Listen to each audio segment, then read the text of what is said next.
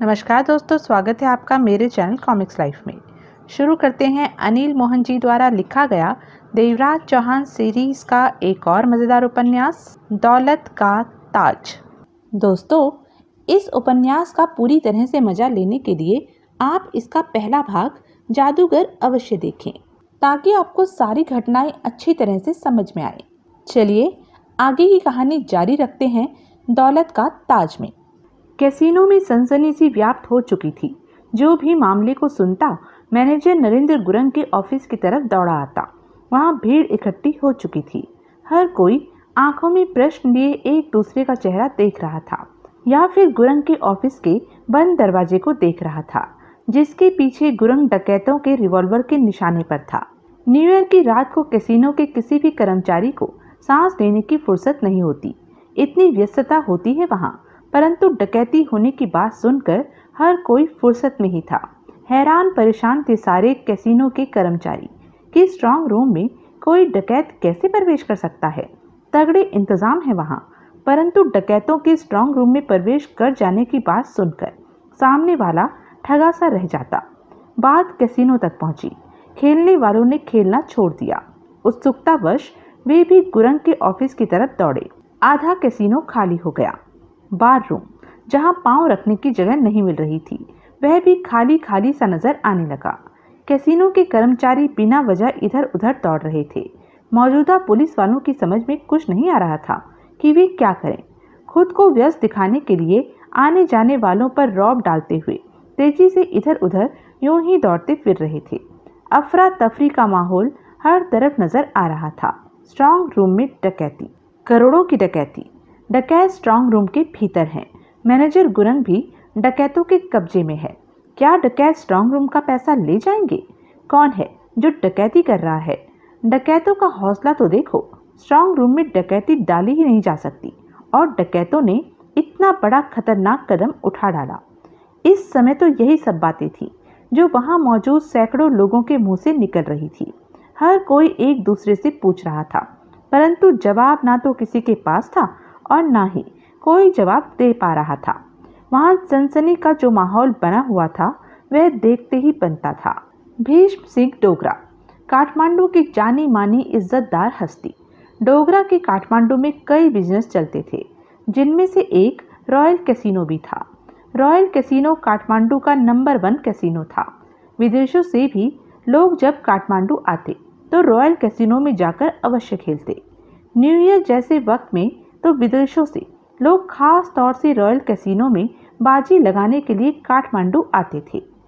हस्ती होने के नाते भीष्म सिंह डोगरा की काठमांडू में चलती थी।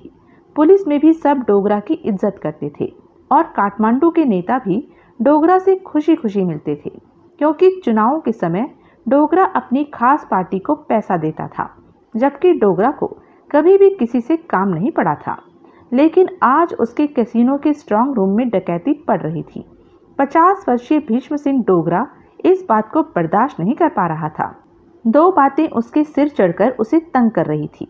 एक तो यह कि कैसीनो में जो करोड़ों रुपया पड़ा है, वह पब्लिक का पैसा है। अगर डकैती में चला गया तो सारी भरपाई उसे अपने पल्ले से करनी पड़ेगी। और दूसरी तकलीफ उसे यह हो रही थी कि स्ट्रांग रूम की सुरक्षा व्यवस्था खुद उसने की थी, और उसे पूरा विश्वास था कि कोई भी स्ट्रांग रूम तक नहीं पहुंच सकता, वहां मौजूद दौलत को नहीं ले जा सकता।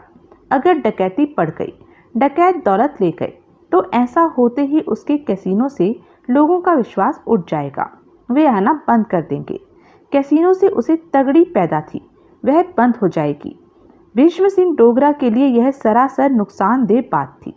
कैसीनो के पांव उसने बहुत मेहनत करके जमाए थे, तभी तो रॉयल कैसीनो का नाम विदेशों तक पहुंचा हुआ था। भीष्म सिंह डोगरा कई पलों तक सोच भरी निगाहों से गुरंग के ऑफिस के बंद दरवाजे को देखता रहा। उसके बाद पलटा और शान ढंग से एक तरफ बढ़ गया। उसके आसपास सैकड़ों की भीड़ इकट्ठी थी।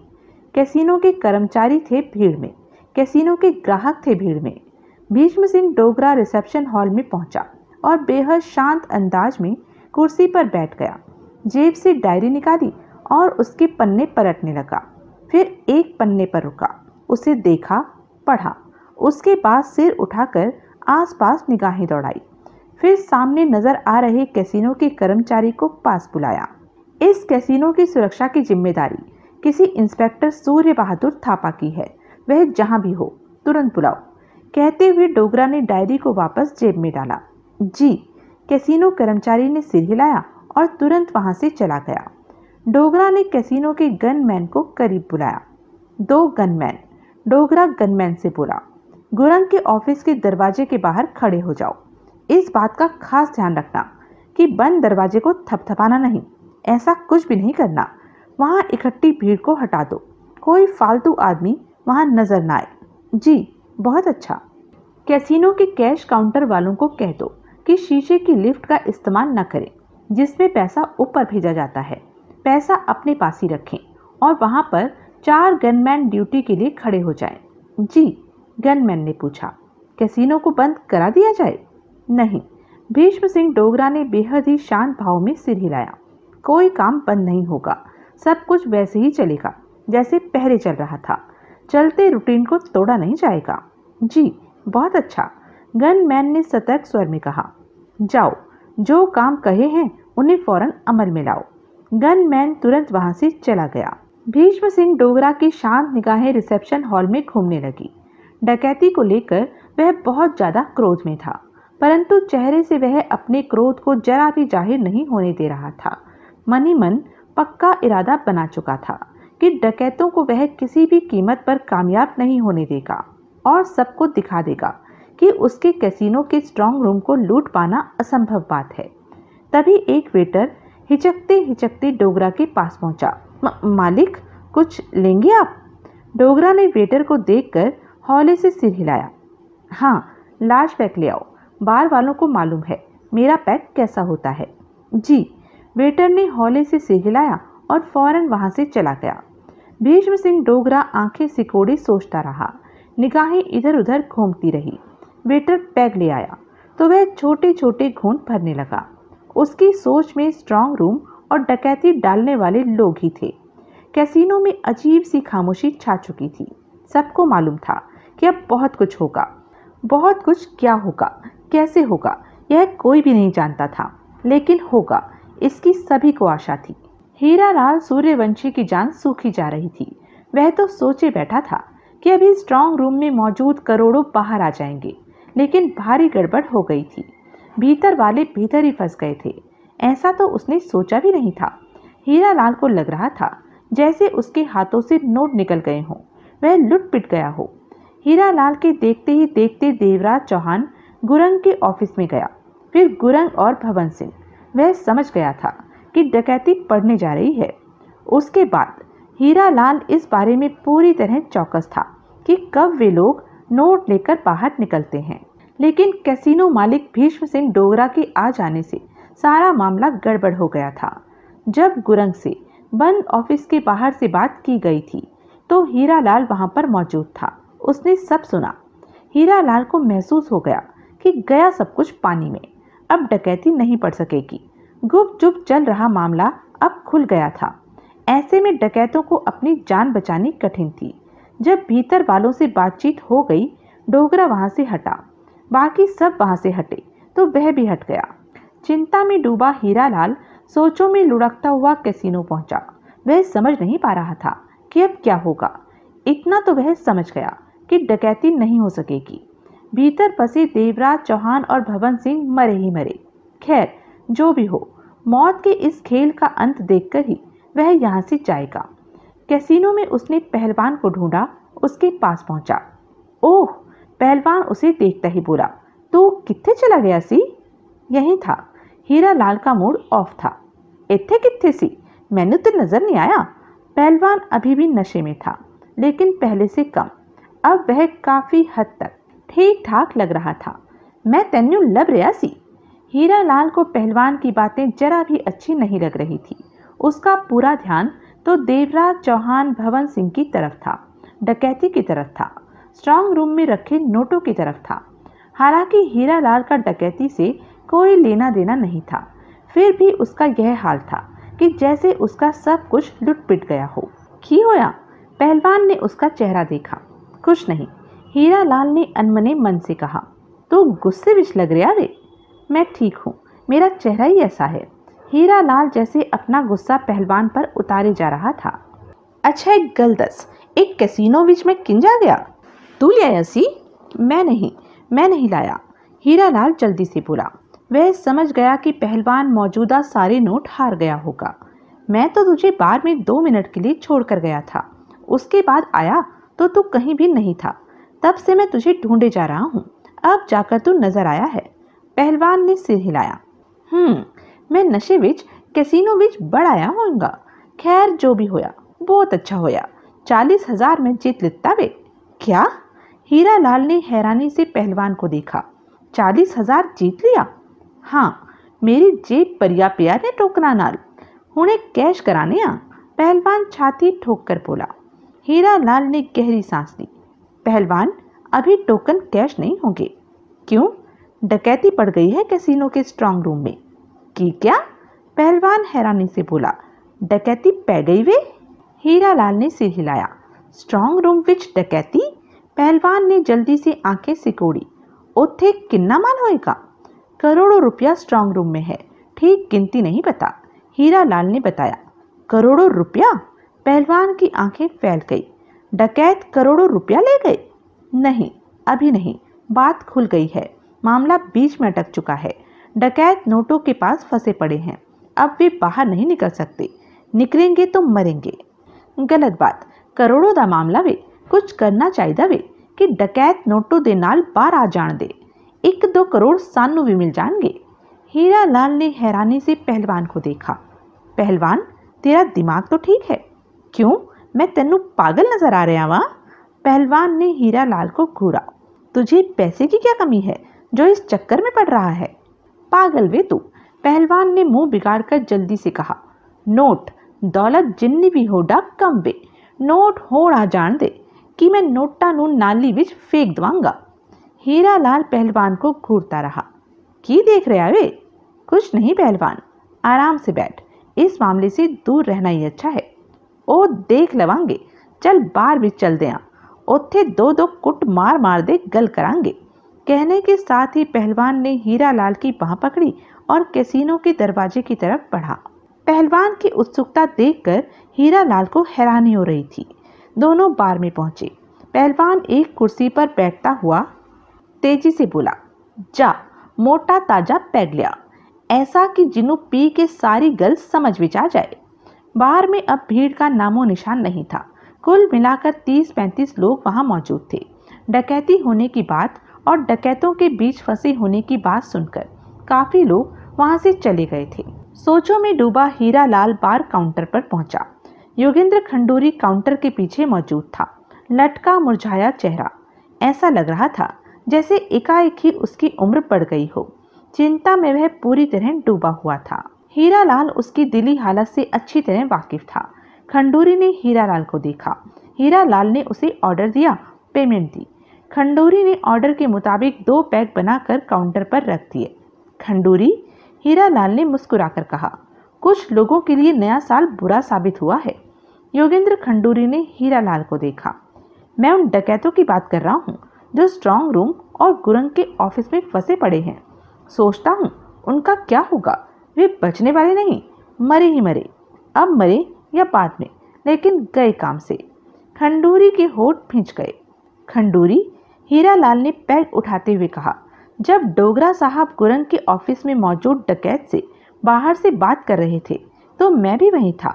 भीतर फंसे डकैत की आवाज़ सुनकर मुझे एक बारगी तो ऐसा लगा जैसे वह अपना भवन सिंह हो, लेकिन फिर सोचा भवन सिंह कैसे हो सकता है, वह यह सब कुछ नहीं कर सकता, शरीफ आदमी है, थोड़े बहुत हाथ तो मार लेता है, इतना बड़ा काम वह नहीं कर सकता। कहने के साथ ही हीरा लाल पैग उठाए पलटा और पहलवान की तरफ बढ़ गया। खंडूरी की सख्त निगाह हीरा लाल पर ही टिकी रही। रंग बहादुर क्षेत्री का यह हाल था, जैसे बेचैनी का बवंडर उसके भीतर भूत की तरह घुसा हो।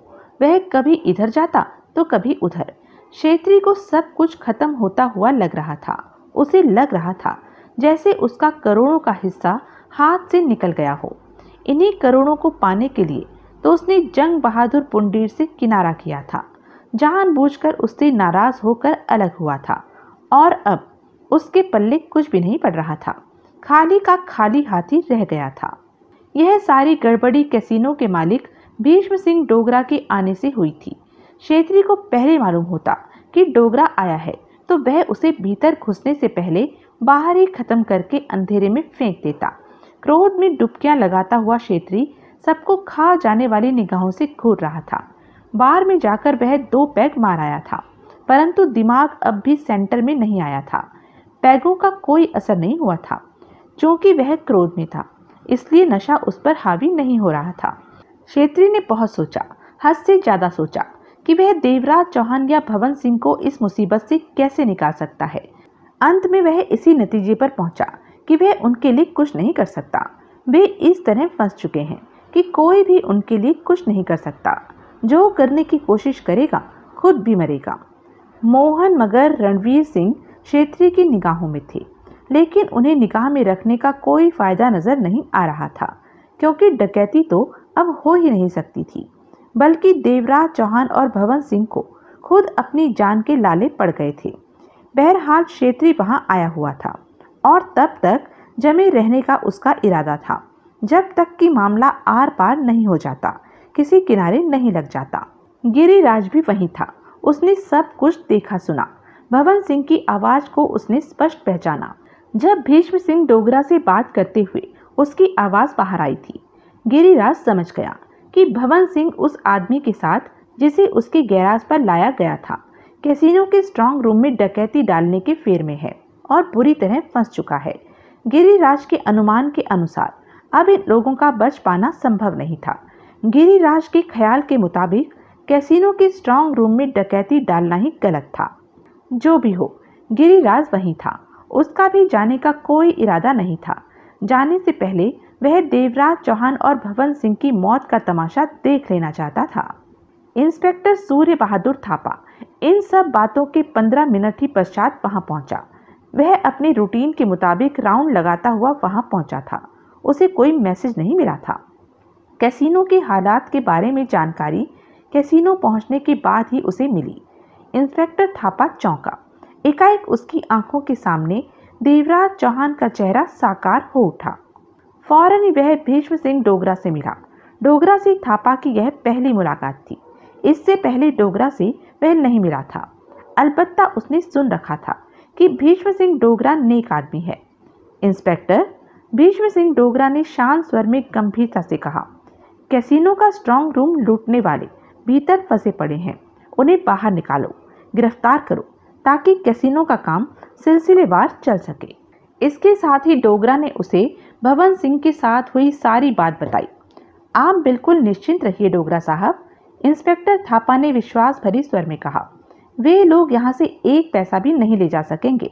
मैं उन्हें अभी गिरफ्तार करता हूँ। इंस्पेक्टर, भीष्म सिंह डोगरा मुस्कुराया। वे लोग ना तो यहाँ से 1 पैसा ले जा सकते हैं और ना ही जिंदा बचकर निकल सकते हैं। उन्हें गिरफ्तारी देनी ही पड़ेगी, नहीं तो मरेंगे। मतलब कि स्ट्रांग रूम में मौजूद पैसे की मुझे जरा भी चिंता नहीं है। जाओ, तुम उन्हें बाहर निकालो। इंस्पेक्टर सूर्य बहादुर थापा ने पहले वहां मौजूद सारे पुलिस वालों को इकट्ठा किया और मुनासिब जगह पर उन्हें खड़ा किया, जहां जहां पहरेदारी आवश्यक थी। फिर थापा गुरंग के ऑफिस के बंद दरवाजे के पास पहुंचा और दरवाजा थपथपाया। मैं इंस्पेक्टर सूर्य बहादुर थापा हूँ। तुम लोग मेरी आवाज सुन रहे हो? थापा ने अपने शब्दों में जोर देकर कहा। क्षण भर की खामोशी के पश्चात भीतर से भवन सिंह की कड़कती आवाज आई। क्या है? तुम अपने आप को कानून के हवाले कर दो। चुप रह, कानून वानून का नाम मत ले। इंस्पेक्टर थापा ने होठ खींच लिए। शायद तुम लोगों को यह मालूम नहीं कि तुम लोग किसी भी सूरत में नहीं बच सकते, थापा ने कठोर स्वर में कहा। अच्छा, व्यंग से भरा था भवन सिंह का बाहर आने वाला स्वर। पकड़ोगे मुझे? ठीक है, पकड़ो। आओ, भीतर आओ, पकड़ो मुझे और हथकड़ी लगा दो। आजा पुलिस वाले की औलाद साले। इंस्पेक्टर थापा ने दांत खींच लिए। सुन बे, भवन सिंह का सुलगता स्वर पुनः इंस्पेक्टर थापा के कानों में पड़ा। कोई भी गड़बड़ मत करना। जो कुछ भी करना सोच समझकर ही करना। यह है ना गुरंग, कैसीनो का मैनेजर, मेरे सामने सूखी हालत में बैठा है। अगर तुम लोगों ने मुझे ज्यादा तकलीफ दी तो मैं इसे गोली मार दूंगा। थापा कुछ नहीं बोला। सुना कि नहीं? भवन सिंह की दहाड़ थापा के कानों में पड़ी। सुना तो दूसरों को भी सुना दे। भीतर से तीखा सुलगता स्वर आया भवन सिंह का। ठीक है, इंस्पेक्टर थापा ने बंद दरवाजे को घूरते हुए कहा। हम तुम्हें कुछ नहीं कहते, तुम भीतर रहो। मैनेजर हर समय तुम्हारी रिवॉल्वर के निशाने पर रहेगा, लेकिन ऐसा कब तक चलेगा? कब तक तुम इस तरह भीतर रह सकते हो? आखिरकार बाहर तो तुम्हें आना ही पड़ेगा। मैं सारी उम्र यहीं बैठे बैठे बिता दूंगा, बाहर नहीं आऊंगा। भवन सिंह जहरीले स्वर में बोला। तुम लोग कभी भी हमें नहीं पकड़ सकते, गिरफ्तार नहीं कर सकते। इंस्पेक्टर सूर्य बहादुर थापा के होठ भींच गए। तुम कौन हो? तुम्हारा नाम क्या है? बेकार का सवाल है, भवन सिंह की आवाज आई। क्या चाहते हो? स्ट्रांग रूम को लूटना? यह नहीं हो सकता, खासकर अब तो बिल्कुल भी नहीं। क्यों? अब बिल्कुल क्यों नहीं हो सकता? जहरीला स्वर था भवन सिंह का। क्योंकि अब इस मामले में मैं आ गया हूँ और इंस्पेक्टर थापा कभी भी अपराधी को छूट नहीं देता, खास तौर से जब अपराधी सामने हो, जैसे कि तुम। यह सिर्फ तुम्हारा वहम है। भवन सिंह का मौत से भरा स्वर आया। तुम मेरा बाल भी नहीं उखाड़ सकते। बाल? इंस्पेक्टर थापा ने होठ भींचकर कहा। मैं तुम्हारा सिर गंजा कर दूंगा। बच्चा है अभी तू, बिल्कुल ही बच्चा है। भवन सिंह की कहर भरी हंसी थापा के कानों में पड़ी। तुम कितने आदमी हो भीतर? 2, सिर्फ 2। एक यहाँ मैं, दूसरा ऊपर नोटों को पैक करवा रहा है। यह भी पूछ लो कि बाहर कितने हैं, कहो तो उनके हुलिये भी बता दूं। भवन सिंह का मौत से डूबा स्वर इंस्पेक्टर थापा के कानों में पड़ा। एक बात तो कान खोल कर सुन ले इंस्पेक्टर, कहीं भी ज्यादा अक्लमंदी दिखाने की कोशिश मत करना। बाहर हमारे आदमी हैं, अगर उन्हें तुम्हारी किसी अक्लमंदी पर गुस्सा आ गया तो वे उसी समय तुम्हारा भेजा उड़ा कर रख देंगे। इंस्पेक्टर थापा का चेहरा क्रोध से बेहद कठोर हो गया। कई पलों तक दोनों के बीच खामोशी व्याप्त रही। फिर एकाएक थापा वहां से हटा और रिसेप्शन हॉल में पहुंचकर पुलिस हेडक्वार्टर फोन करके कम से कम 30 हथियारबंद सिपाही भेजने को कहा। थापा पूरे कैसीनो को अपने घेरे में ले लेना चाहता था। उसके बाद सब इंस्पेक्टर जोशी को फोन करके आने को कहा। रिसीवर रखकर सोच में डूबे इंस्पेक्टर थापा ने सिगरेट सुलगाकर कश लिया। फिर रिसेप्शनिस्ट से स्ट्रांग रूम का नंबर लेकर वहां फोन किया। फोन मिलने के पश्चात हेलो। रिसीवर पर थापा की उंगलियां सख्ती से लिपटती चली गई। उसका ख्याल ठीक ही था कि ऐसी खतरनाक डकैती डालने वाला डकैतियों का जादूगर देवराज चौहान ही हो सकता है। देवराज की आवाज उसने फौरन एक बार में ही पहचान ली थी। हेलो देवराज चौहान, थापा की आवाज में सख्ती थी। ओह, इंस्पेक्टर सूर्य बहादुर थापा? हाँ देवराज चौहान, मैं इंस्पेक्टर थापा ही हूँ। बहुत जल्दी पहचान लिया। तुम्हें पहचानना ही पड़ेगा थापा। देवराज चौहान के स्वर में मुस्कुराहट थी। मैंने तुम्हें कहा था ना कि छोटी बातें मुझे पसंद नहीं आती, और बड़ी बाजी में तुम मेरे सामने हो। अब मेरा और तुम्हारा मुकाबला है, देखते हैं कौन जीतेगा। अभी तो खेल शुरू हुआ है। देवराज चौहान, इस वक्त तुम बुरी तरह फंस चुके हो, इंस्पेक्टर थापा ने गंभीर स्वर में कहा। हो सकता है तुम्हारा कहना सही हो। थापा के कानों में पड़ने वाला देवराज चौहान का स्वर बेहद शांत था। लेकिन मुझे नहीं लगता कि मैं फंस चुका हूँ। कैसीनो पर पुलिस का घेरा पड़ चुका है, तुम बचकर नहीं निकल सकते। इस मौत के खेल में यह तुम्हारी चाल है इंस्पेक्टर थापा। अभी तुमने मेरी चाल देखी ही कहाँ है। सिर्फ एक चाल चलकर तुम खुद को विजेता समझने लगे हो। देवराज चौहान की हंसी से भरी आवाज आई। आगे देखो थापा, आगे देखो क्या होता है। तुम्हें आगे का वक्त नजर आ रहा है? हाँ, तुम्हारी लाश को मैं जैसे अपनी आंखों के सामने देख रहा हूँ। गलत देख रहे हो, मुझे आगे का वक्त नजर आ रहा है। जो मैं देख रहा हूँ वह तुम नहीं देख। देवराज चौहान, इंस्पेक्टर थापा शांत और गंभीर स्वर में बोला। समझदारी का तकाजा यही है कि हालात को देखते हुए तुम खुद को पुलिस के हवाले कर। बेकार की बात मत करो थापा। तुम खामोशी से मौत के खेल की अपनी चाल चलो और मैं अपनी। देखते हैं कौन जीतता है। तुम अच्छी तरह जानते हो कि स्ट्रांग रूम तुम्हारे लिए पिंजरा बन चुका है। चूहेदानी है स्ट्रांग रूम, जहां तुम फंस चुके हो। भीतर रहते हो तो मरते हो, बाहर आते हो तो मरते हो। तुम्हारी निगाहों में स्ट्रांग रूम पिंजरा या चूहेदान हो सकता है, लेकिन मेरी निगाहों में नहीं। मैं यहाँ आराम से हूँ और स्ट्रांग रूम के तीनों कर्मचारी भी ठाठ से हैं। कोई दिक्कत नहीं है, चिंता नहीं। ऐसा करके तुम कितना वक्त बिता सकते हो देवराज चौहान? देखते हैं आगे क्या होता है। इस खेल का अंत तभी होगा जब मैं चाहूँगा।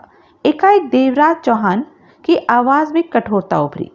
यह मत सोच लेना कि देवराज चौहान को तुमने पकड़ लिया। तुम्हारे कब्जे में हूँ मैं, अभी तक आज़ाद हूँ। खेल खेलो थापा, खेल। हार जीत का फैसला तो आने वाला वक्त करेगा। कोशिश करना कि हमारी मुलाकात ना ही हो। देवराज चौहान के आखिरी शब्दों में दरिंदगी झलक उठी थी। इसके साथ ही उसने लाइन काट दी। इंस्पेक्टर थापा के होंठ भिंच गए। उसकी आंखें सुलग रही थी। आहिस्ता से थापा ने रिसीवर रख दिया। देवराज चौहान ने भिजे होठों के साथ रिसीवर रखा ही था कि एकाएक जोगिंदर थापा की चीख भरी आवाज उसके कानों में तीव्रता से टकराई। यह क्या कर रहे हो राम सिंह? देवराज चौहान बिजली की सी फुर्ती के साथ घूमा। राम सिंह किसी भूखे बाज की तरह उस पर झपट्टा मार रहा था। देवराज चौहान के दांत भिंच गए। होठों से वहशी गुर्राहट निकली। आंखों में जैसे शोले भड़क उठे। इससे पहले कि राम सिंह उससे टकराता, देवराज चौहान का रिवॉल्वर वाला हाथ घुमा। रिवॉल्वर की नाल की जबरदस्त चोट राम सिंह के गाल पर पड़ी। राम सिंह के होठों से पीड़ा भरी कराह निकली। इसके साथ ही देवराज चौहान का घोंसा उसके गाल पर पड़ा। राम सिंह हल्की सी चीख के साथ कराहते हुए नीचे जा गिरा। देवराज चौहान के दांत भिंचे हुए थे। आंखों में जैसे क्रोध शोले बनकर नाच रहा था। चेहरा किसी दरिंदे की भांति लग रहा था। रिवॉल्वर वाला हाथ लटकाए भूखे शेर की भांति वह नीचे पड़े राम सिंह की तरफ बढ़ा। राम सिंह के चेहरे का बुरा हाल था। देवराज चौहान पर झपटने का उसने साहस कर डाला था। जोगिंदर थापा अगर नहीं चीखता तो शायद उसका झपटना कामयाब हो जाता। जोगिंदर थापा जानबूझकर चीखा था ताकि देवराज चौहान वक्त रहते सावधान हो जाए। घूसे ने राम सिंह के गाल के भीतर जख्म बना दिया और रिवॉल्वर की चोट ने गाल को बाहर से फाड़ कर रख दिया था। मुंह के भीतर से खून निकल रहा था और बाहर से भी। बुरा हाल था राम सिंह का। ऐसे में देवराज चौहान का वहशी रूप देखकर राम सिंह मन ही मन थर्राकर रह गया। नहीं, दहशत से राम सिंह के होठों से चीख निकली।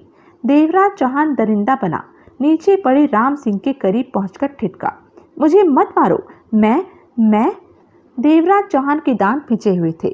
चेहरा धड़क रहा था। आइंदा? देवराज चौहान के होठों से बेहद ही सर्द स्वर निकला, ऐसी हरकत मत करना। नहीं करूंगा, राम सिंह मौत के खौफ से कांपता हुआ कह उठा। देवराज चौहान ने रिवॉल्वर जेब में डाली और पलटकर जोगिंद्र और बहादुर लाल को देखा। दोनों जैसे सहमे से खड़े थे। फिर देवराज चौहान की निगाह उस काले थैले पर जा टिकी जो हद से ज्यादा बड़ा था और 3-4 आदमी उसमें घुसकर बैठ सकते थे। यह नोटों से मुंह तक ठसाठस भरा पड़ा था और ऊपर से डोरी खींचकर थैले का मुंह अच्छी तरह बंद कर रखा था।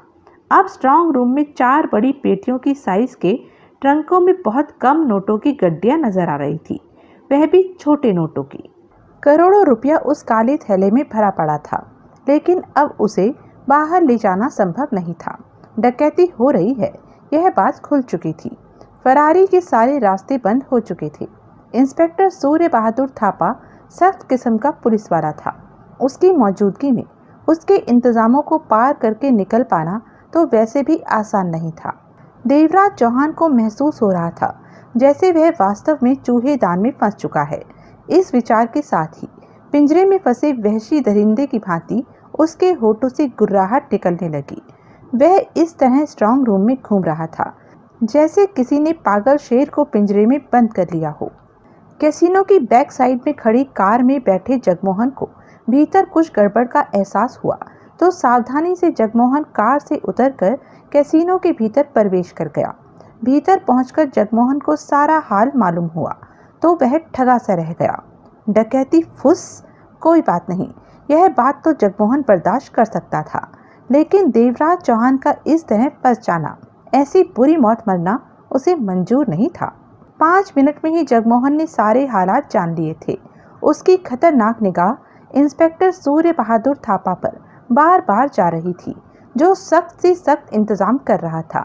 कि देवराज चौहान वगैरह किसी भी सूरत में वहां से बाहर न निकल सकें। थापा के सारे इंतजाम देखकर जगमोहन का खून क्रोध से खौले जा रहा था।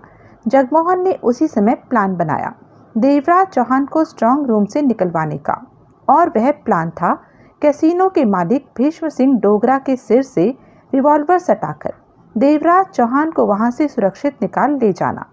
जगमोहन ने जेब में हाथ डाला और जेब में पड़ी रिवॉल्वर से उसकी उंगलियां लिपट गई। रिसेप्शन पर मौजूद भीष्म सिंह डोगरा की तरफ जाने की सोच ही रहा था जगमोहन कि एकाएक उसकी निगाह कैसीनो के प्रवेश द्वार की तरफ उठी और उठी ही रह गई। जगमोहन की निगाह जैसे वहीं जमकर रह गई थी। अगले ही पल जगमोहन के मस्तिष्क को झटका लगा। आंखें हैरानी से फैलती चली गई। जेब में रिवॉल्वर पर टिका हाथ जेब से खाली ही बाहर आ गया। जिस इंसान को भीतर प्रवेश करते वह देख रहा था, उसे नेपाल या काठमांडू में देखने की कल्पना ही नहीं की थी जगमोहन ने। जिसे देखकर जगमोहन ठगा सा रह गया था वह और कोई नहीं, इंस्पेक्टर पवन कुमार वानखेड़े था। हिंदुस्तान क्राइम ब्रांच का इंस्पेक्टर वानखेड़े, जिसकी सुपुर्द देवराज चौहान को पकड़ने की जिम्मेदारी थी, जिसके पास देवराज चौहान की पूरी फाइल थी, जो अक्सर इस टोह में रहता था कि देवराज चौहान के बारे में जानकारी पा सके, उसे गिरफ्तार कर सके, उसे शूट कर सके। देवराज चौहान के सामने पड़ने के कई मौके आए भी, परंतु उस वक्त हालात ऐसे रहे कि वह देवराज चौहान को नहीं पकड़ पाया। और अब दिल्ली स्थित हेडक्वार्टर में इंस्पेक्टर थापा का छोड़ा मैसेज मिला कि देवराज चौहान काठमांडू में है। वानखेड़े फौरन प्लेन से काठमांडू के पुलिस हेडक्वार्टर पहुंचा। उसने इंस्पेक्टर सूर्य बहादुर थापा से मिलने की चेष्टा की, परंतु न्यू ईयर ईव होने के कारण इंस्पेक्टर थापा व्यस्त था। वह कहाँ था, किसी को पता नहीं था। आखिरकार जैसे तैसे वानखेड़े को पता चला कि इंस्पेक्टर सूर्य बहादुर थापा जहां भी होगा वह रॉयल कैसीनो जैसी जगह पर अवश्य पहुंचेगा, क्योंकि रॉयल कैसीनो जैसी अहम जगह न्यू ईयर की रात इंस्पेक्टर थापा की निगरानी में थी। इस पुख्ता जानकारी के पाते ही वानखेड़े रॉयल कैसीनो आ पहुंचा था और यहां आने पर उसे मालूम हुआ कि कैसीनो के स्ट्रांग रूम में डकैती पड़ चुकी है, लेकिन डकैत करोड़ों रुपया ले जाने में अभी कामयाब नहीं हो सके। वे स्ट्रांग रूम में ही फंसे पड़े हैं।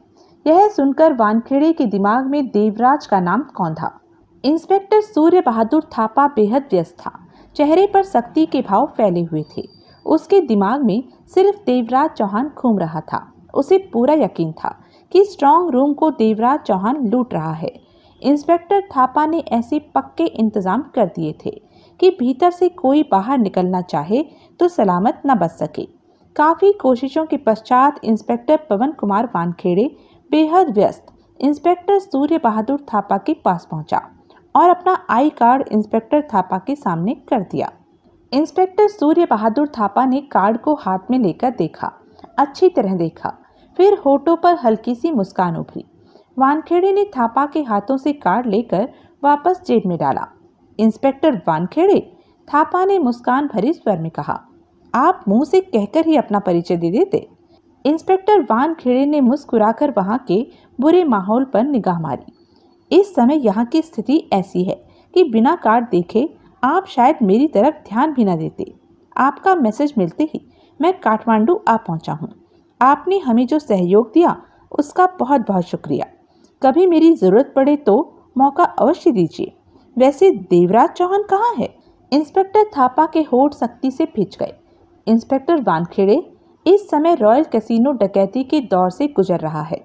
डकैतों ने कैसीनो के स्ट्रांग रूम की दौलत पर अपना कब्जा जमा रखा है, लेकिन वह बाहर नहीं निकल सकते। वानखेड़े की निगाह थापा के सख्त चेहरे पर थी और मुझे पूरा विश्वास है कि यह डकैती देवराज चौहान ही डाल रहा है। यानी कि यकीन के साथ तो आप नहीं कह सकते कि देवराज चौहान ही? यहाँ पहुँचने पर हालातों के बारे में जानते ही मैं पुलिस वालों को डांटने फटकारने पर लग गया था। उसके बाद पहली फुर्सत अब मिली है, थापा ने कहा। अब मैंने डकैतों से बात करनी थी। वानखेड़े ने सोच भरे अंदाज में सिर हिलाया। वैसे पता चला है कि डकैत दो हैं। एक ने मैनेजर को अपने कब्जे में कर रखा है और दूसरा ऊपर स्ट्रांग रूम में है। सारी दौलत को अपने कब्जे में किए हुए है। इंस्पेक्टर वानखेड़े के होठ सिकुड़ गए। आपका मतलब कि सिर्फ 2 डकैतों ने इतना बड़ा तूफान इकट्ठा कर रखा है? हाँ, सामने तो बस 2 ही हैं, पीछे कोई है तो मैं नहीं जानता। आओ उनसे बात करते हैं। थापा वानखेड़े की बाह थपथपाकर उसे लिए आगे बढ़ने लगा। भीतर स्ट्रांग रूम में देवराज चौहान ही था। वानखेड़े के चेहरे पर किसी तरह के भाव नहीं आए। जो हालात उसके सामने थे उन्हें महसूस करके उसे पहले ही शक हो रहा था कि इस डकैती के पीछे देवराज चौहान है। वानखेड़े और थापा मैनेजर गुरंग के ऑफिस के बंद दरवाजे के बाहर ठिठके। वहां कैसीनो के गनमैन और पुलिस वाले सतर्क मुद्रा में मौजूद थे। थापा ने जोर से हाथ मारकर दरवाजा थपथपाया। मेरी आवाज़ सुन रहे हो? मैं इंस्पेक्टर सूर्य बहादुर थापा हूँ। वानखेड़े ने दरवाजे को घूरते शांत भाव से सिगरेट सुलगा ली। 2 पलों के उपरांत भीतर से पवन सिंह की खा जाने वाली आवाज़ आई। क्या है? कौन हो तुम? थापा की आवाज़ में सख्ती के भाव थे। कोई भी हो, तुम अपना थोबड़ा बंद रखो। पवन सिंह के स्वर में दहाड़ थी। क्या कर रहे हो तुम लोग?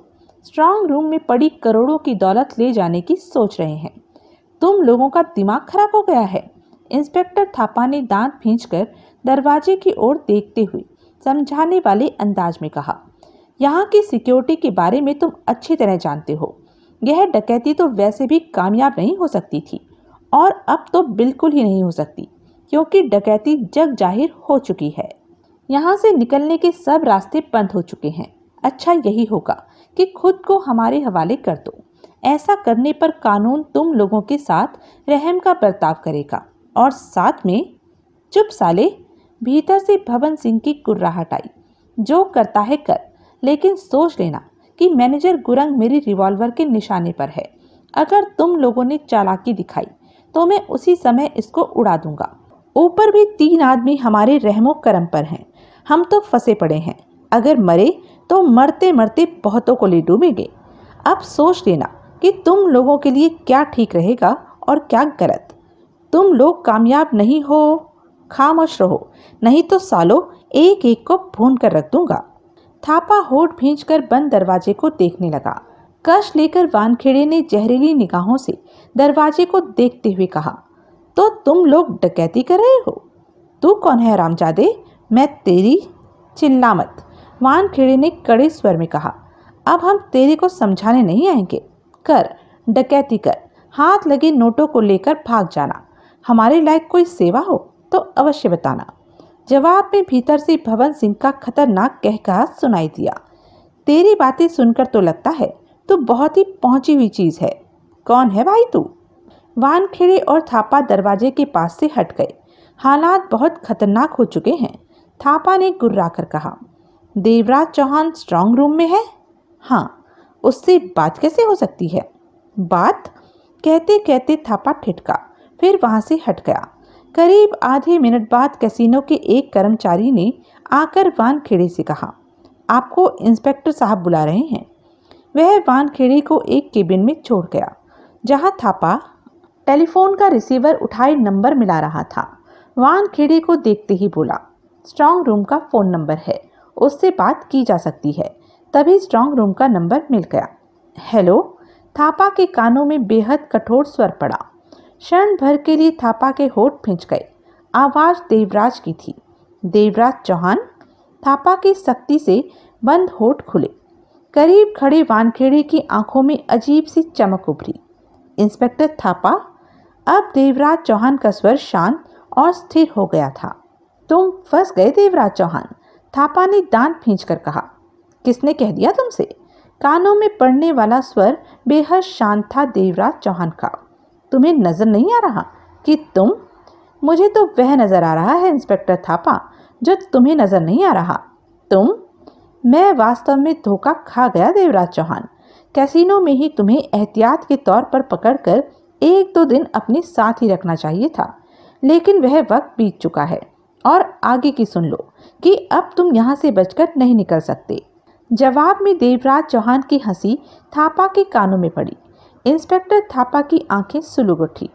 बेहतर होगा कि खुद को कानून के हवाले कर दो, वरना। थापा, बात करनी है तो कोई कुछ अच्छी बात करो। स्ट्रांग रूम में मेरे साथ 3 आदमी हैं। बुरे हाल हो रहे हैं उनकी खैर खबर पूछो। दौलत से ज़्यादा कीमती इन तीनों की जिंदगी है। देवराज चौहान थापा दांत पीसकर बोला। तुम किसी भी सूरत में बच नहीं। तभी वानखेड़े ने रिसीवर लेने के लिए हाथ आगे बढ़ाया। थापा ने वानखेड़े को देखा। 2 पल सोचने के पश्चात रिसीवर उसे थमा दिया। हेलो, देवराज चौहान। क्षणिक चुप्पी के पश्चात देवराज चौहान का स्थिर स्वर आया। वानखेड़े तुम? हाँ, कैसा लग रहा है मुझसे बात करके? वानखेड़े के होठों पर गहरी मुस्कान उभरी। बहुत अच्छा लग रहा है। लगता है तुम भी कैसीनो में न्यू ईयर मनाने आए हो। नहीं, ऐसी कोई बात नहीं। मुझे मालूम हुआ है कि तुम यहाँ न्यू ईयर मना रहे हो, तो सोचा कि मैं भी फेरा लगाऊं। कुछ देर पहले यहाँ पहुँचा हूँ। वानखेड़े का स्वर सामान्य था। मतलब कि इंस्पेक्टर थापा ने तुम्हें मेरे यहाँ होने की खबर दे दी? हाँ। इंस्पेक्टर थापा अजीब सी निगाहों से वानखेड़े को देख रहा था कि वह किस दोस्ताना लहजे में देवराज चौहान से बात कर रहा है। अपराधी और पुलिस का यह पहला नज़ारा उसने देखा था। इस बार तो बुरे फंस गए देवराज चौहान। सब चलता है। देवराज चौहान की आवाज़ उसके कानों में पड़ी। हालात बुरे हैं, परंतु ऐसे बुरे नहीं कि मुझे चिंता करनी पड़े। बहुत जल्दी सब कुछ ठीक हो जाएगा। मुझे तो नहीं लगता तुम बच सकोगे। बाहर बहुत ही तगड़ा इंतज़ाम है। वानखेड़े, देवराज चौहान के स्वर में सख्ती उभरी।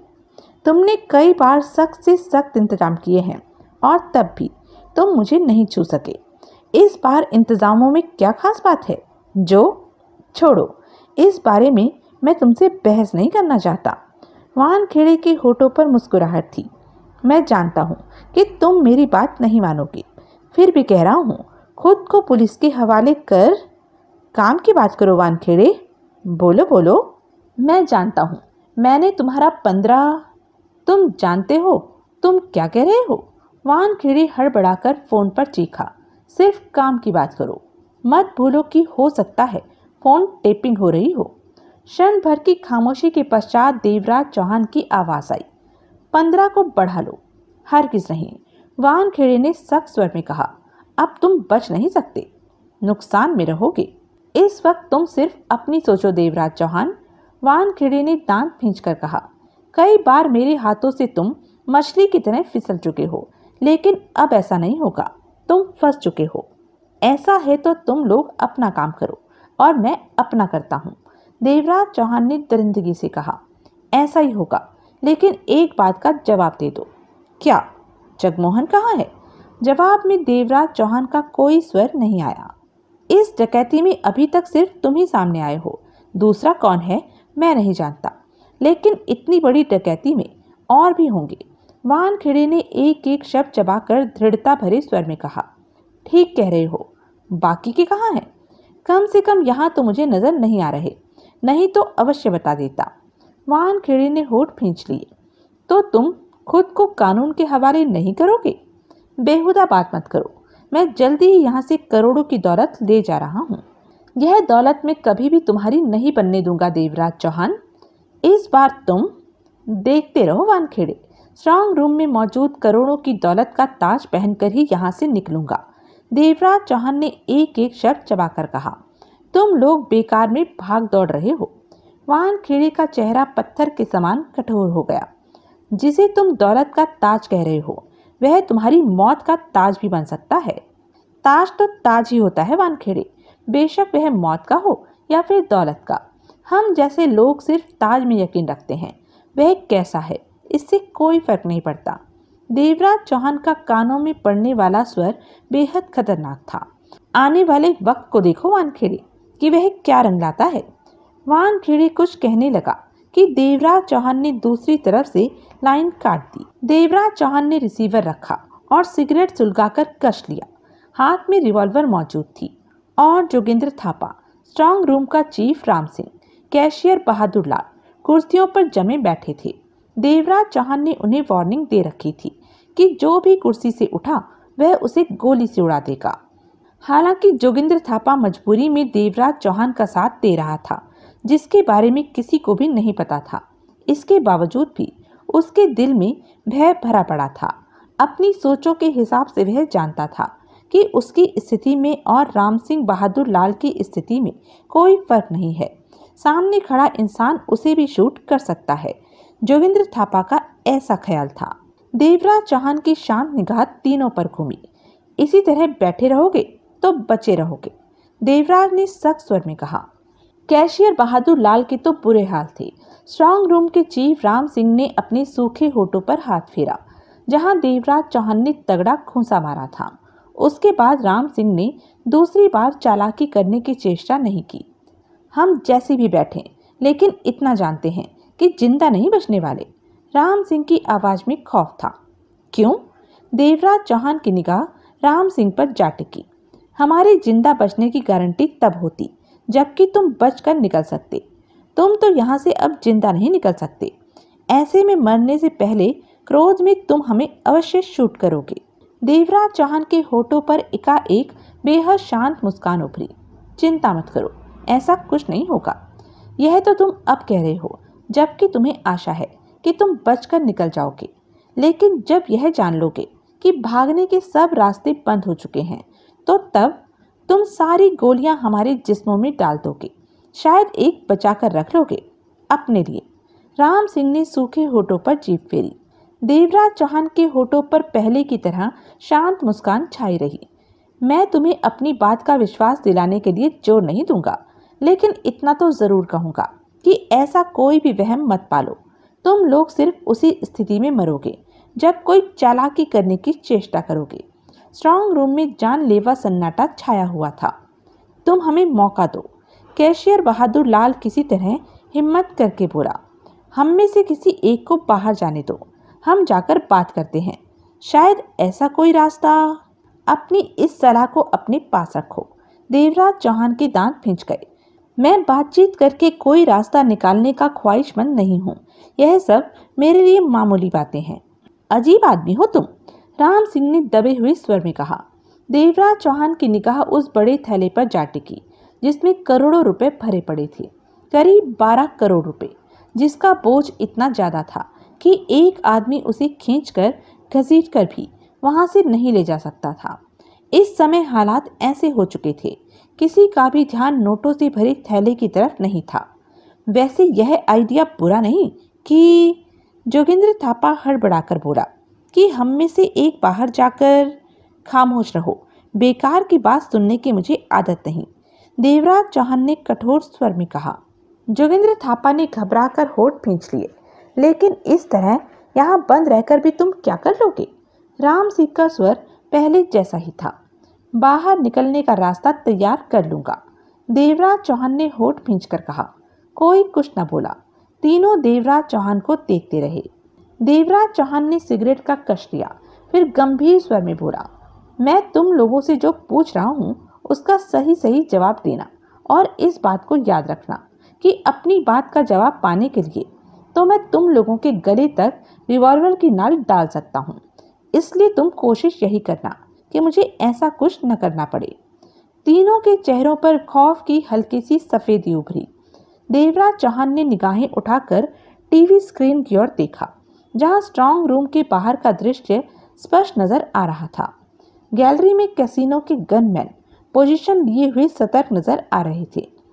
इस गैलरी में आगे जाकर दाईं तरफ सीढ़ियां हैं जो गुरंग के ऑफिस में खुलती हैं। सीढ़ियां न उतरें और सीधा आगे बढ़ जाएं तो सपाट दीवार आ जाती है। तीनों की निगाह कभी देवराज चौहान पर तो कभी टीवी स्क्रीन की तरफ उठती। उस सपाट दीवार के पीछे क्या है? देवराज चौहान की निगाह तीनों पर घूमने लगी। तीनों के चेहरों पर उसने पुनः निगाह मारी। जवाब दो, देवराज चौहान कुर्राया। कुछ भी नहीं है, बहादुर लाल के होठों से हड़बड़ाया सा स्वर निकला। कुछ भी नहीं का मतलब? देवराज चौहान के दांत खिंचे हुए थे। पीछे, दीवार के पीछे, जोगिंद्र थापा ने जल्दी से कहा। कैसीनो के पीछे गली समान पतली सी ऐसी सड़क है जो इस्तेमाल नहीं होती, यदा कदा कैसीनो के काम ही आती है। देवराज चौहान ने कश लेकर सिगरेट नीचे फेंक कर जूते से मस ली। मतलब कि कैसीनो के पिछवाड़े की पतली सड़क इस समय खाली होगी? नहीं, राम सिंह ने सिर हिलाया। आज तो उस सड़क पर पांव रखने की भी जगह नहीं मिलेगी। आज उस पतली सड़क को पार्किंग बनाया गया है। वहां तो वैसे भी एक के ऊपर एक चढ़कर कारें खड़ी हैं। देवराज चौहान के होठों पर मुस्कान उभरी। नीचे कोई नंबर बताओ, मैं बात करना चाहता हूँ। राम सिंह ने नंबर बताया तो देवराज चौहान की तरफ बढ़ा। तभी फोन की घंटी बजी। देवराज चौहान ने रिसीवर उठाया। दूसरी तरफ भवन सिंह था। ठीक हो तुम? देवराज चौहान का लहजा स्थिर था।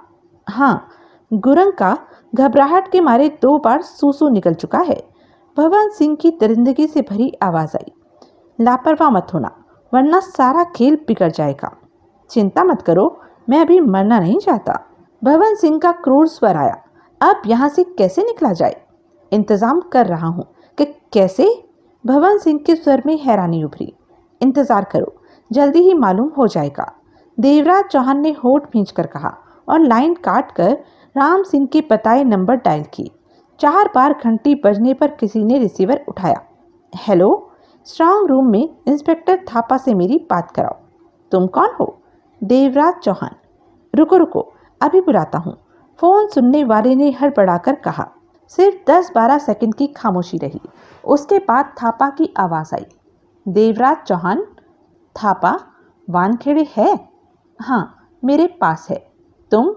वानखेड़े से बात कराओ, क्योंकि मैं जो कहना चाहता हूँ वानखेड़े उसे जल्दी समझेगा।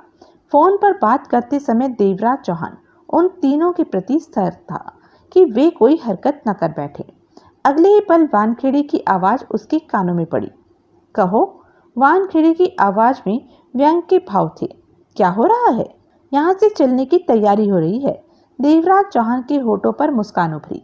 अच्छा, कौन से रास्ते से जाओगे, यह तो बता दो। मेरे जाने से पहले इस बात से तुम वाकिफ हो चुके होंगे। यह तो बहुत अच्छी खबर है। मेरे लायक सेवा बताओ, इंस्पेक्टर वानखेड़े ने कड़वे स्वर में कहा। जगमोहन बाहर ही है वानखेड़े। होगा, उसे तलाश करो और मेरे से फोन पर बात करने को कहो। कहते कहते देवराज चौहान का स्वर कठोर हो गया। और इस बात का ध्यान रखना कि उसे छूने की चेष्टा, गिरफ्तार करने की कोशिश मत करना। क्यों? अगर तुमने ऐसी कोई भी गड़बड़ी की तो सोच लेना खून की नदियाँ बह जाएगी। जगमोहन के अलावा मेरे और भी आदमी बाहर हैं। तुम्हारे द्वारा हरकत करने की देर है। वे तुम्हें खड़े पांव भून कर रख देंगे। अगर चाहो तो आजमा कर भी देख सकते हो वानखेड़े। देवराज चौहान के स्वर में क्रूरता के भाव थे। मैं खून खराबा नहीं करना चाहता और ऐसा कुछ करने के लिए मुझे मजबूर भी मत करना। मैं यहाँ से बाहर निकल जाऊंगा दौलत के साथ। तो मुझे रोक नहीं सकते, गिरफ्तार नहीं कर सकते। ऐसा कुछ किया तो निर्दोष लोगों का खून ही बहेगा। हासिल कुछ भी नहीं होगा। मेरे किसी भी आदमी को तुम कुछ नहीं कहोगे। गिरफ्तार करने की कोशिश करनी है तो वह कोशिश मुझ पर आजमा कर देखो। ऐसा करने का मामला सिर्फ तुम्हारे मेरे बीच होगा। तुम? वानखेड़े की गंभीर आवाज आई। करना क्या चाहते हो? जगमोहन को फोन करने को बोलो, देवराज चौहान ने सख्त स्वर में कहा। यहाँ बहुत भीड़ है, ऐसे में जगमोहन को तलाश करना। स्पीकर पर अनाउंसमेंट करा दो।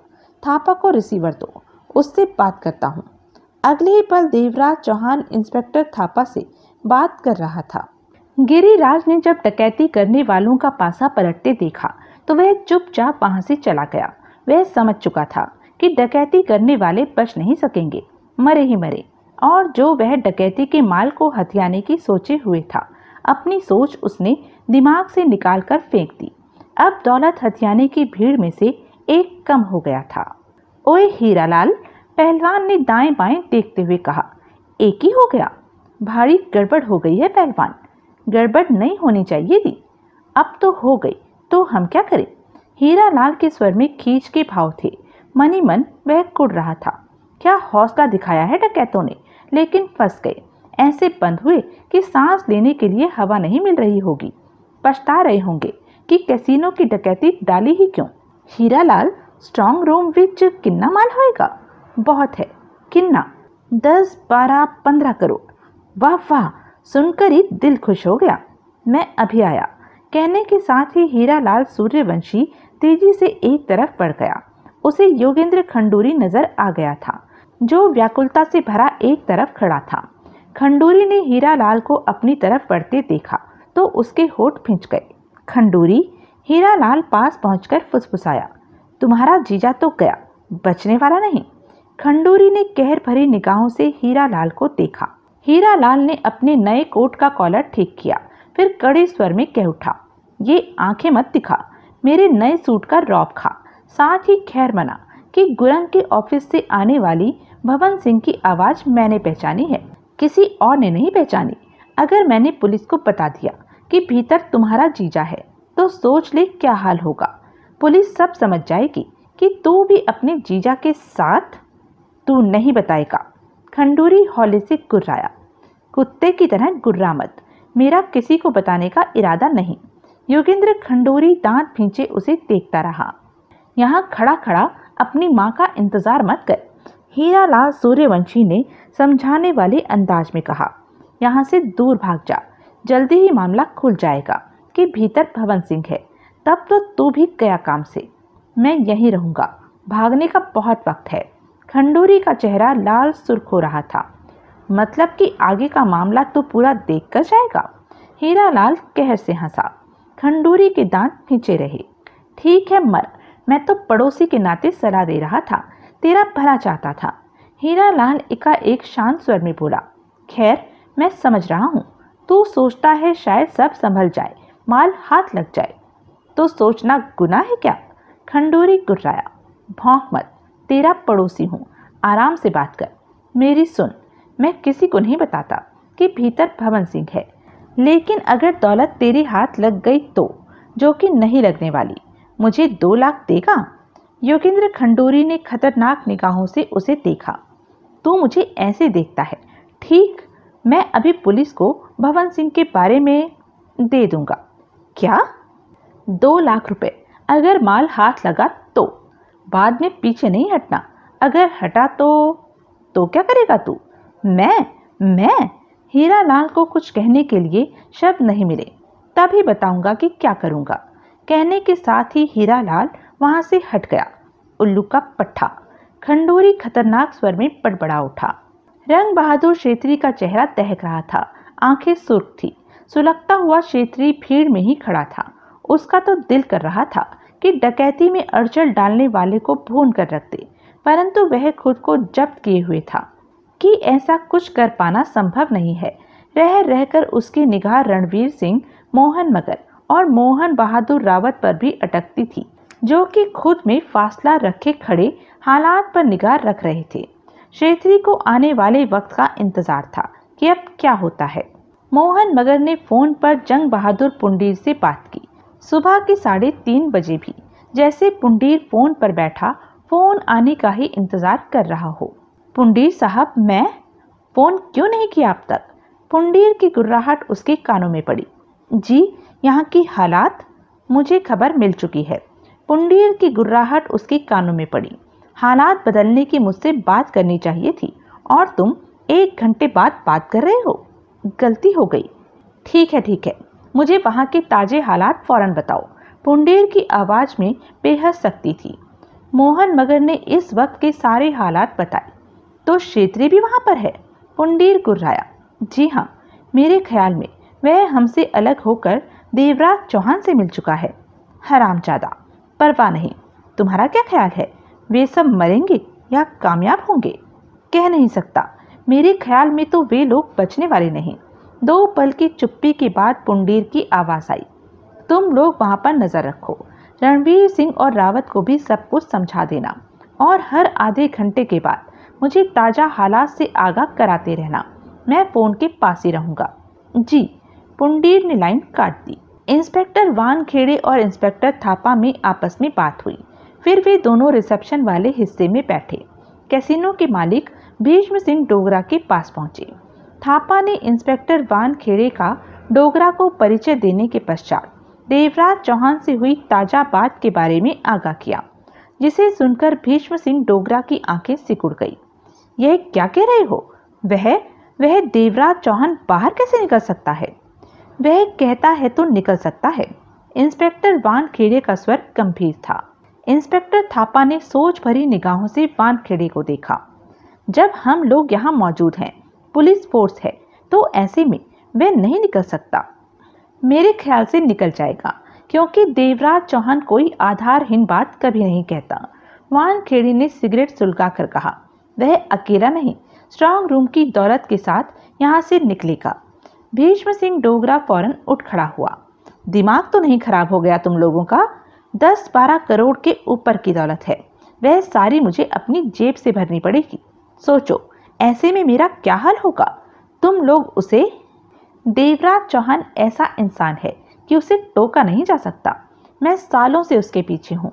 कुछ भी करने से पहले हमें यह नहीं भूलना है कि कैसीनो के 4 कर्मचारी उसके कब्जे में हैं और जब हालात बिगड़ेंगे तो जाने कितने निर्दोष मरेंगे। वानखेड़े ने एक एक शब्द चबाकर कहा, उन सबको बचाने के लिए अभी तो हमें देवराज चौहान के कहने पर ही चलना होगा। डोगरा दांत भींचे वानखेड़े को देखने के बाद थापा को देखने लगा। इंस्पेक्टर थापा, यह सब क्या हो रहा है? तुम? डोगरा साहब, थापा ने शांत लहजे में कहा, हम किसी भी हालत में डकैतों को बाहर नहीं निकलने देंगे। वे दौलत नहीं ले जा सकते। इस बात की हमारी पूरी कोशिश होगी। अगर किसी स्थिति में निर्दोषों की जान जाने का चांस होगा तो हम उन्हें रोकेंगे नहीं। दौलत की खातिर बेगुनाह लोगों को मौत की आग में झोंकने जैसा काम हमें हमारे फर्ज ने नहीं सिखाया। फिर भी देखते हैं क्या होता है। यह लोग क्या करते हैं, कैसे करोड़ों की दौलत के साथ यहाँ से निकलते हैं। भीष्म डोगरा आहत भाव से थापा और वानखेड़े को देखता रहा। लेकिन ऐसी बुरी हालत में वे लोग पता नहीं बाहर कैसे निकल सकते। डोगरा साहब, यह तो हमें भी नहीं मालूम और यही तो हमें देखना है, इंस्पेक्टर वानखेड़े ने कहा।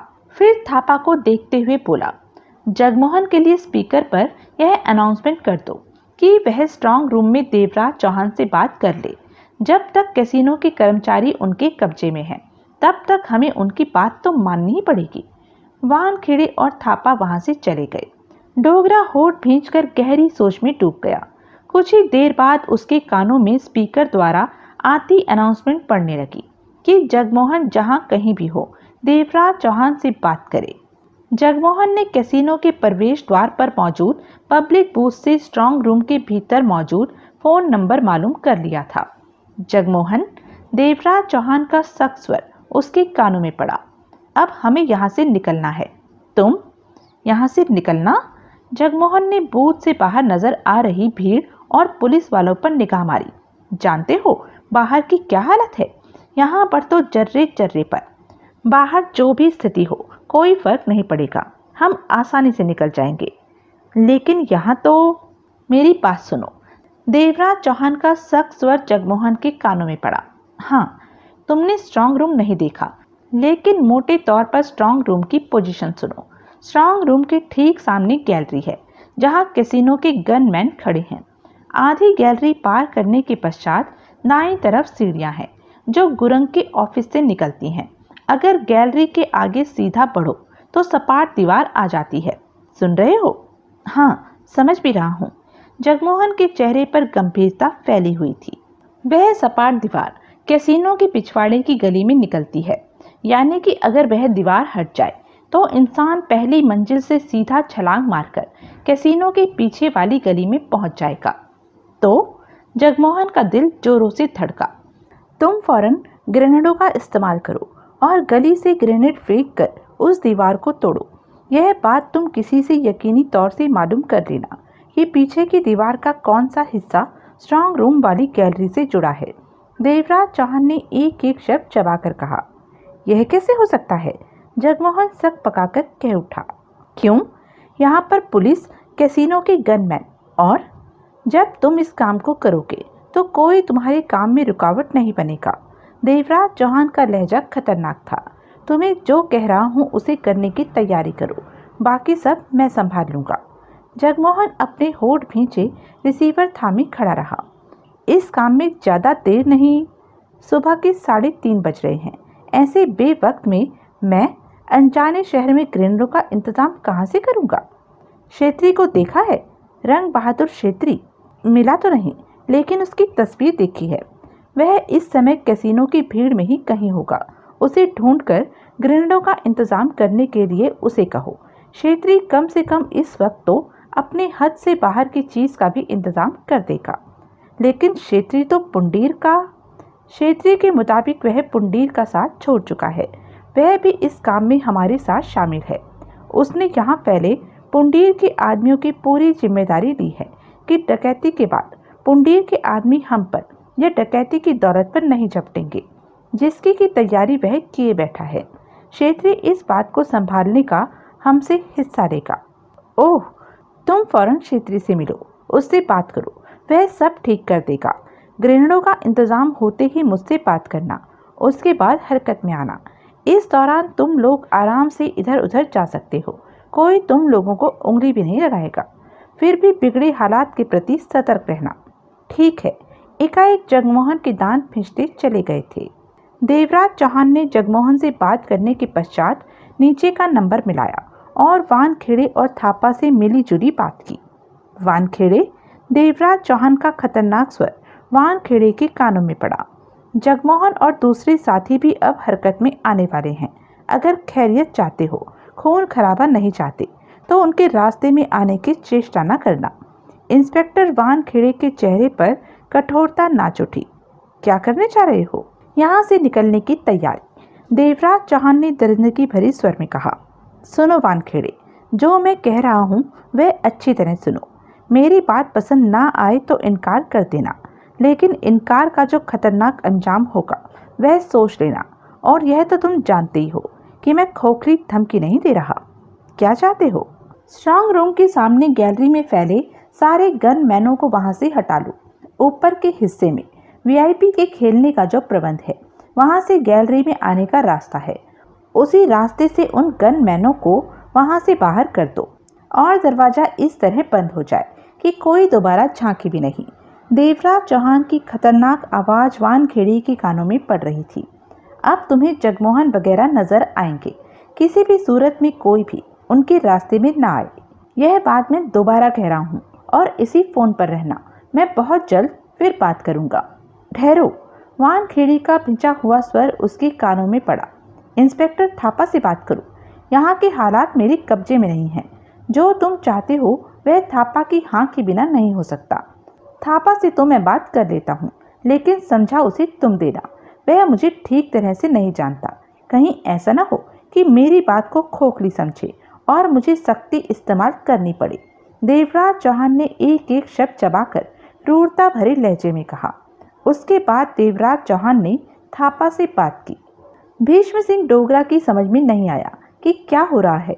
जो समझ में आया वह यह था कि अब इस बात के पूरे चांस पैदा होते जा रहे हैं कि डकैत उसके कैसीनो के स्ट्रांग रूम में पड़ी दौलत को ले जाएंगे। मजबूरन डोगरा ने ऊपर फोन किया। 15 मिनट में पुलिस के आला ऑफिसर और 2 नेता वहां आ पहुंचे, जो कि डोगरा के हक में ही काम करते थे। वहां के माहौल की सरगर्मी बढ़ गई। तो यह थी अब तक की कहानी। आगे की कहानी जानने के लिए बने रहें मेरे साथ। और हाँ, मेरे चैनल को लाइक, शेयर और सब्सक्राइब करना ना भूलें।